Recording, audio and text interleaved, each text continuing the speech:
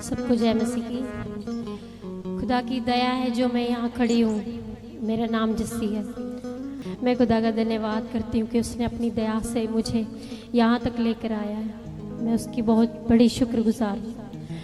मेरा जीवन बहुत दुखों से भरा हुआ था।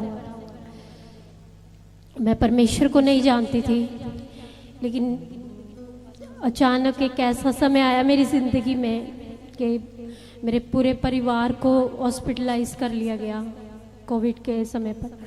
तो जब हम हॉस्पिटल में गए तो हमें वहाँ पर 3 दिन रखा गया और मेरी रिपोर्ट भी नेगेटिव आई और मेरे बेटे की भी, लेकिन मेरे हस्बैंड की रिपोर्ट जो है पॉजिटिव आई। लेकिन डॉक्टर ने मुझे बताया नहीं था कि इनकी रिपोर्ट पॉजिटिव है।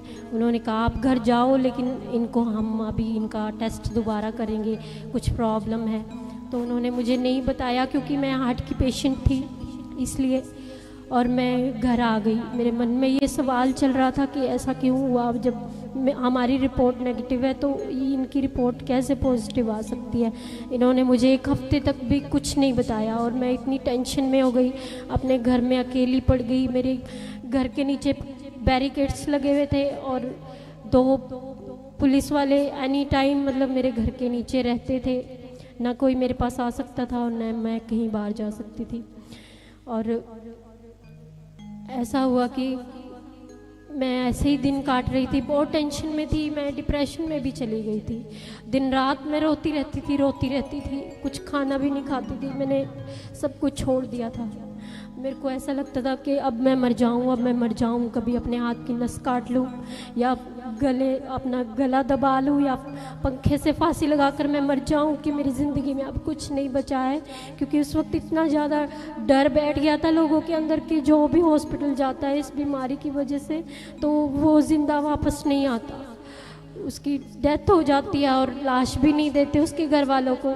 तो इतनी ज़्यादा मैं घबरा गई थी, मैं बता नहीं सकती। मेरे पास पैसे भी नहीं थे, लेकिन मेरे घर वालों ने मेरी हेल्प की, सबने मेरा साथ छोड़ दिया। उस वक्त मैं बहुत ज़्यादा परेशान रहने लगी। मेरी रातों की नींद भी चली गई, मैं सो भी नहीं पाती थी क्योंकि मुझे दबाव पड़ते थे जब मैं सोती थी, दिन में भी और रात में भी। मैं ना अकेले मैं बिल्कुल सो ही नहीं सकती थी। कोई व्यक्ति मुझे चाहिए था कि वो मुझे हाथ लगाए और उठाए।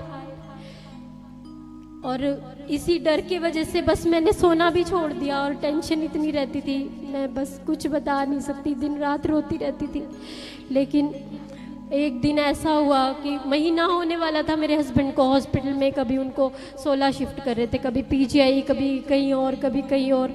मुझे नहीं लग रहा था कि वो वापस आएंगे, मैंने आस ही छोड़ दी थी।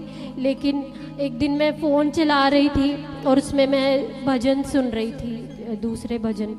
तो उसमें फ़ोन में अचानक ही मतलब प्रेयर आ गई पास्टर दीप्ति की, तो मैंने वो सुनी। उस वक्त लाइव उनकी फ़ोटो नहीं आती थी जब से मैं इनसे जुड़ी हूँ, तो ऐसी ऑनलाइन प्रेयर आती होती थी। तो जब मेरे दिल में आया कि इसको मैं सुनूं, ऐसे मैं प्रभु को जानती थी। पहले मुझे किसी ने बताया था, हॉस्पिटल में मुझे कोई मिला था जब मेरा बेटा छोटा था, उन्होंने मुझे कहा था कि यीशु मसीह ने आपको चुना है, वो आपसे बहुत प्यार करता है। पर मैंने इस चीज़ को इग्नोर कर दिया। मुझे लगा वो अंग्रेज़ों का परमेश्वर है, वो हमारा परमेश्वर नहीं है, हमारा तो यही है जिसको हम मानते हैं। लेकिन ऐसे धीरे धीरे टाइम बीतता गया, काफ़ी साल हो गए, फिर ये कोविड आया तो प्रभु ने मुझे इस तरह से फिर बुलाया। और ऐसे में प्रार्थना सुन रही थी और सिस्टर दीप्ति बोल रहे थे, जैसे हम कहते हैं आप भी धन्यवाद करते जाओ, जो आपके गुनाह हैं आप अपने गुनाहों को खुदा के आगे मानो और वो आपकी ज़िंदगी में सब ठीक कर देगा। तो मैंने ऐसे ही रो के दुआ की। मैं इतना रोई जा रही थी, मुझे नहीं पता कि मुझे हो क्या रहा था, बस मैं रोई जा रही थी। मैंने कहा प्रभु मैं तो तुझे नहीं जानती कि तू कौन है, लेकिन प्रभु ये प्रार्थना में कह रहे कि तू जिंदा परमेश्वर है। तो प्रभु यदि तू जिंदा परमेश्वर है तो तू मेरे पति को घर ले आ प्रभु, मैं और तुझसे कुछ नहीं चाहती। तो ऐसे महीना पूरा होने वाला था और मैंने सिर्फ 5 दिन ही प्रार्थना सुनी थी और मुझे नींद भी आने लगी और मैंने कुछ खाना भी शुरू किया। और मैं डरी भी नहीं। जब मैंने प्रार्थना सुनने लगी तो 6वें दिन मेरे हस्बैंड घर आ गए।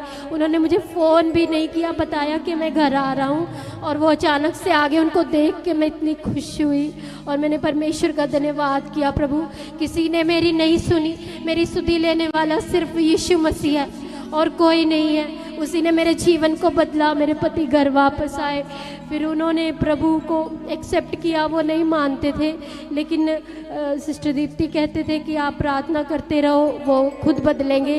वो अपनी प्रार्थना में बोलते थे, तो मैं बस प्रार्थना करती रहती थी। प्रभु ने उन्हें 1 महीने में चेंज किया है। मैं परमेश्वर का बहुत धन्यवाद करती हूँ। और जब मैं प्रभु में आई थी उस वक्त मुझे ये नहीं पता था कि बाइबल क्या होती है, लेकिन जो सिस्टर दीप्ति वचन बताते थे वो मैं एक नोटबुक में नोट किया करती थी।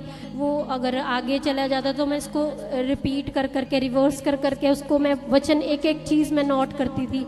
जैसे जैसे वो कहते थे वैसे मैं उसको नोट करती थी। और प्रभु ने मुझे इस तरह से बड़ी ब्लेसिंग दी। और मैं खुदा से कहती रहती थी, प्रभु मेरे पास बाइबल लेने के लिए पैसे भी नहीं हैं, मैं कैसे लूँ। मैं पूरा 1-1.5 साल तक मैंने ऐसे ही वचन ऑनलाइन सुन कर ही मैंने प्रार्थना की है। और मेरे पास बाइबल नहीं होती थी। मेरे मन में इतना दुख था प्रभु कि मेरे पास तेरा वचन क्यों नहीं है। और ऐसे ही एक मेरी फ्रेंड है, उसको हमने प्रभु के बारे में बताया था, तो वो विश्वास में आई और वो लुधियाना से स्पेशल मेरे लिए बाइबल लेके आई। मैं परमेश्वर का धन्यवाद करती हूँ कि परमेश्वर ने मेरी प्रार्थना को सुनकर उसके दिल को इतना, प्रभु ने उसके दिल में डाला कि तू उसको बाइबल दे के आ, और वो स्पेशली मेरे लिए बाइबल लेके आई। मैं परमेश्वर का बहुत धन्यवाद करती हूँ, उसने मेरे जीवन को इतना बदला है। मैं इतनी निकम्मे, इतनी नालायक, इतनी गालियाँ निकालती थी मैं कि मेरे जैसी कोई गंदी लड़की होगी नहीं। जितने गुनाह मैंने अपनी ज़िंदगी में किए हैं, लेकिन मेरे परमेश्वर की मुझ पर बहुत बड़ी दया है कि उसने मुझे इस गंदगी से बाहर निकाला है। मैं उसकी शुक्रगुजार हूँ। अगर वो मेरे जीवन में ना होता तो आज मैं ज़िंदा नहीं होती। ये उसकी दया है कि मैं ज़िंदा हूँ, मैं यहाँ खड़ी हूँ।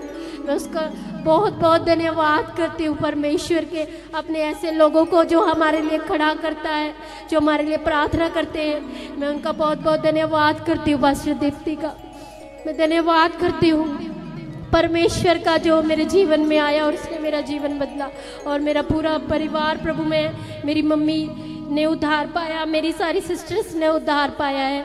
मेरे पापा भी विश्वास करने लगे हैं। पहले कोई नहीं मानता था, सब मुझे कहते थे ये तो पागल हो गई है, पागल, इसको कुछ दिखता ही नहीं यीशु मसीह के सिवा।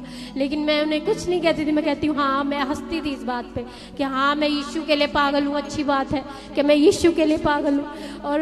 और प्रभु ने मेरी शर्मिंदगी को दूर किया। मेरा पूरा परिवार प्रभु में आया। मैं उसकी बहुत शुक्रगुजार हूँ। मैं सबको, मैं परमेश्वर को धन्यवाद देती हूँ। सबको जय मसीह। जोर से ताली बजाते हुए परमेश्वर का धन्यवाद करें। Thank you Jesus. मिल जाती ओनू बरकत कम दूर हुंदा है,